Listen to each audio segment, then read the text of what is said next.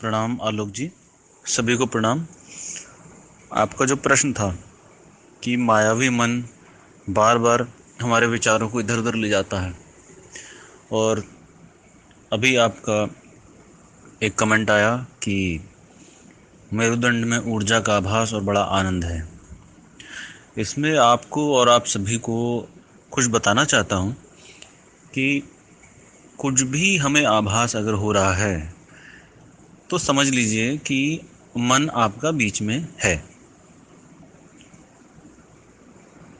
आपने ध्यान करा, ध्यान करने के बाद कुछ केंद्रों में, कुछ शरीर में, कुछ भीतरी जगत में, कुछ बाहरी जगत में वाइब्रेशन हुई, कुछ आनंद हुआ, कोई चक्र जागृत हुआ, कुछ इंद्रियां जागृत हुई, कुछ नाड़ियां जागृत हुई, उसके अपने क्षेत्र जागृत हुए और उनसे संपर्क स्थापित हुआ। तरह तरह की आकृतियां और तरह तरह के लोक से संपर्क होना भी शुरू हो गया। तो बड़ा एक आनंद की अनुभूति महसूस होती है। क्योंकि हमारे लिए वो नई चीज़ है।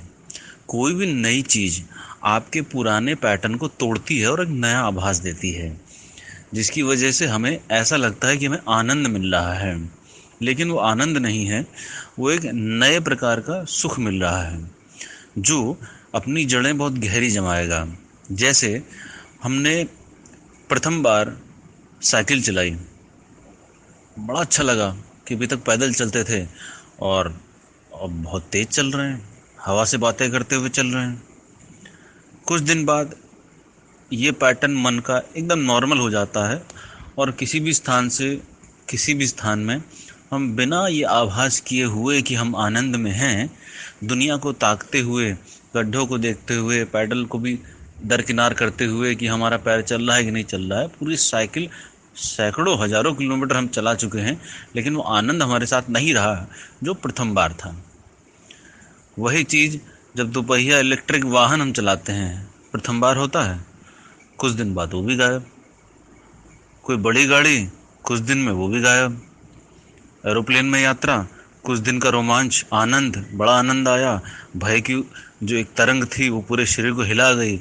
ऊपर उठते और लैंड करते टाइम, आकाश से पृथ्वी को देखते समय वो आनंद हैबिचुअल हो गया, वो आनंद रहा नहीं।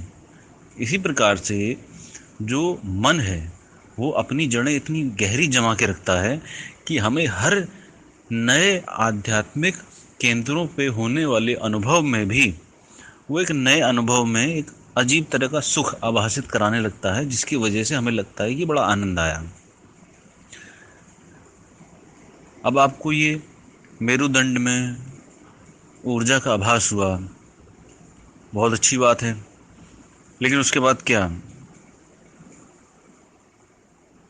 आपको किसी को देख के क्रोध आ जाता है, आपको किसी को देख के प्रेम आ जाता है, आप इन्वॉल्व हो जाते हैं, आपका मन आपको इन्वॉल्व करता है। स्वादिष्ट भोजन दिखेगा तो स्वाभाविक सी है, मन उससे संपर्क होती हुई इंद्रियों को जीव में लार उत्पन्न कर देगा, चाहे वैज्ञानिक कारण हो, चाहे वो परावैज्ञानिक कारण हो।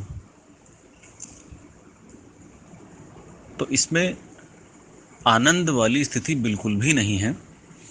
कहीं भी कोई भी आपको अनुभव हो रहा है, आप उसको देखिए।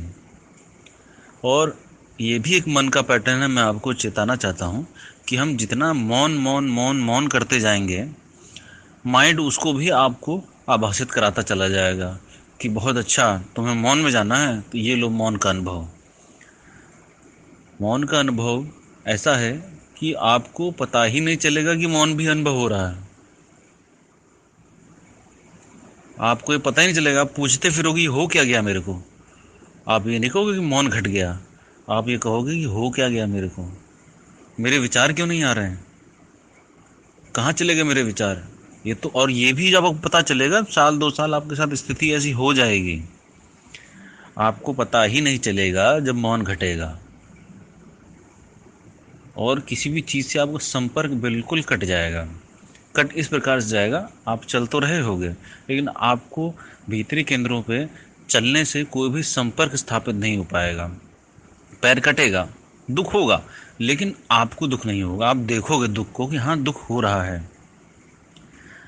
बताने में तो बड़ा शाब्दिक सा लग रहा है, लेकिन जब इसको करा जाता है और इसमें होया जाता है, तब इसके बाद एक ऐसी स्थिति बनती है मन की कि मन एकदम हजारों विचारों से, जो आपने बोला कि मन भागता है दर दर, वो हजारों विचारों से लेके एक विचार तक से भी जीरो विचार को भी पकड़े रहता है कि जीरो विचार भी कैसे छूटे और मैं वापस उसी तरफ भागूं, हजारों विचारों की तरफ।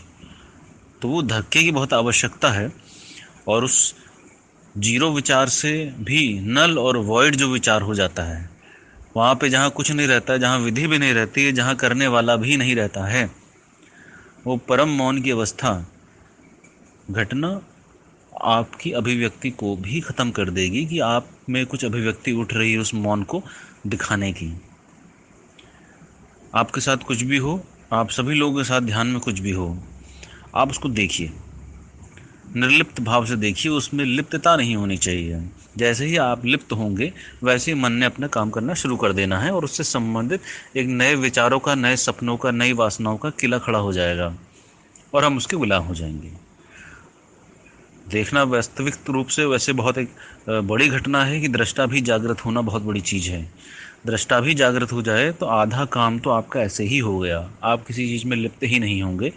ये मन से अमन में जाने के पहले की स्थिति है। आप सभी को मैं बुलाता हूँ अपने शिविर में। मन से अमन की स्थिति में आपको लाने का प्रयास है मेरा। बहुत तो नहीं जानता हूँ, थोड़ा बहुत जो भी जानता हूँ वो आप सबके साथ साझा करूँगा।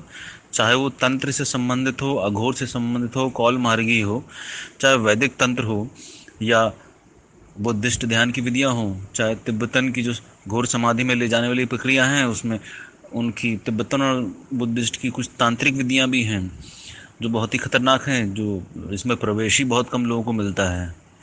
उस प्रकार की विधियाँ, कुछ सुलेमानी तंत्र है और ऐसा कई सारा रहस्य है जो मैं आप सबके साथ साझा करना चाहता हूँ। आप समय निकाल के आइए और अगर महाकाल की इच्छा रही,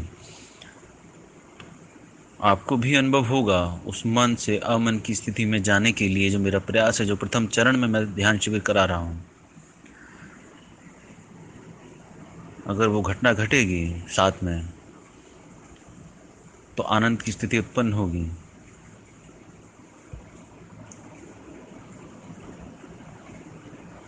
और अनुभव की चीज़ है। आप सब आइए, आपका स्वागत है। धन्यवाद।